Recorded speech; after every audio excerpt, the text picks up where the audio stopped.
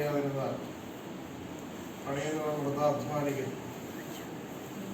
യഹോവ പട്ടണം കാക്കാതിരുന്നാൽ കാവൽക്കാരൻ വൃഥാ ജാഗരിക്കും. സങ്കീർത്തനക്കാരൻ ഓർമ്മിപ്പിക്കുന്നത് ഒരു ഭവനത്തിന്റെ നിർമ്മാണം മാത്രമല്ല, കല്ലും മണ്ണും മരവും ഉപയോഗിച്ചുള്ളതായ നിർമ്മാണത്തെ മാത്രമല്ല, ഒരു വ്യക്തിയുടെ ജീവിതം സംബന്ധിക്കുന്നതായ കാര്യങ്ങൾ കൂടിയാണ്. നമുക്കറിയാം, ഒരു കുടുംബത്തിന്റെ ഏറ്റവും വലിയ സന്തോഷങ്ങളിൽ ഒന്നാണ് ഒരു ഭവനം നിർമ്മിക്കുക എന്നുള്ളത്. അതെല്ലാവർക്കും ലഭിക്കുന്നതായ ഒരു സന്തോഷവുമല്ല. സമ്പത്തും സൗകര്യവും ഉണ്ടെങ്കിലും ഒരുപക്ഷെ ഭവനം നിർമ്മിക്കുവാൻ തക്കവണ്ണം സാധിക്കുകയില്ല. നമ്മുടെ ദൈവത്തിന് വലിയ കരുണയുണ്ടെങ്കിൽ മാത്രമേ അത് പൂർത്തിയാവുകയുള്ളൂ. ഇവിടെ ഈ കുടുംബത്തെ സംബന്ധിച്ച്, പ്രത്യേകിച്ച് കുടയംകുളം കുടുംബത്തെ സംബന്ധിച്ച് ഏവർക്കും നല്ല സ്മരണകളും നല്ല ഓർമ്മകളും എപ്പോഴും ഉള്ളതായ ഒരു പുസ്തകം.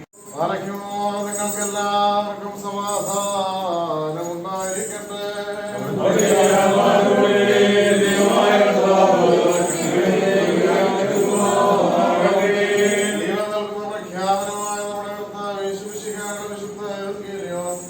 ലോകത്തിന് ജീവനും രക്ഷയും ഘോഷിക്കുന്ന വിശുദ്ധ ലൂക്കോസ് എഴുതിയ സുവിശേഷത്തിൽ നിന്ന്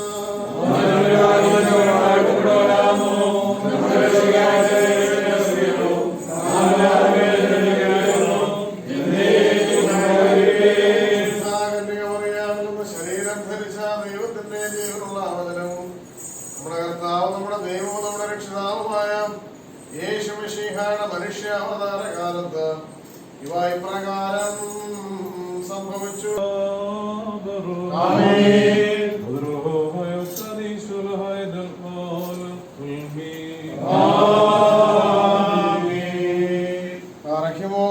ായിരിക്കുന്ന പിതാവിന്റെയും പുത്രന്റെയും ജീവനുള്ള പരിശുദ്ധ നാമത്തിൽ ജീവനുള്ളതും ജീവിപ്പിക്കുന്നതുമായ ശ്ലീഹയുടെ അടയാളത്താൽ മുദ്രകുത്തപ്പെടുന്ന ഈ ഭവനം എന്നേക്കും വാഴ്ത്തപ്പെട്ട് അനുഗ്രഹിക്കപ്പെട്ടിരിക്കുന്നു.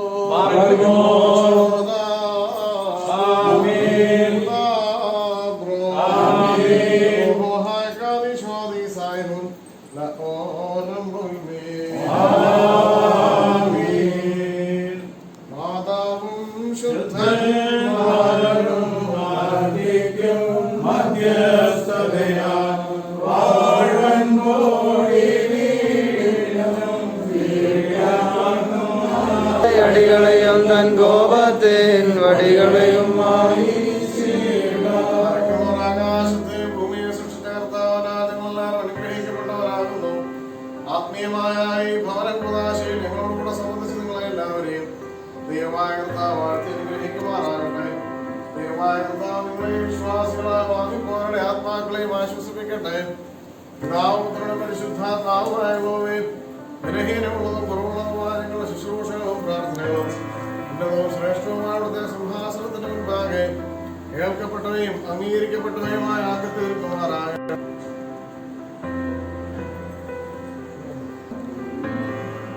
അമ്മച്ചിയുടെ 83ാമത്തെ ബർത്ത്ഡേയാണ്.